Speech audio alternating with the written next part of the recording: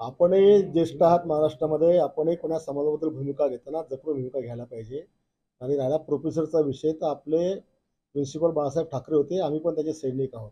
आणि म्हणून कोणती सैनिकाची भाषा कशी वापरायची आम्हाला चांगलं माहिती आहे. आज राज्यामध्ये 57 लाख ओबीसीच्या नोंदी सापडताना तुम्ही ओबीसीचे नेते म्हणता आणि त्याच ओबीसीला विरोध करता.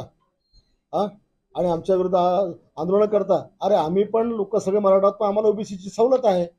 विदर्भात सगळ्यांना ती सवलत आहे. आणि म्हणून आज 70 वर्ष त्या ओबीसीच्या लोकांना तुम्ही न्याय तर देऊ शकले नाही. पण त्यांचं जर रेकॉर्ड सापडत आहे त्यांच्या लेकराबाळांचं, तर तुम्हाला का जळफाट होऊन राहिला, का तिरस्कार करताय तुम्ही?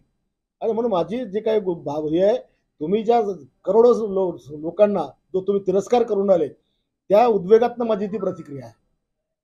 आणि याला मंत्री बनवून काढायचा अधिकार मुख्यमंत्र्यालाच आहे.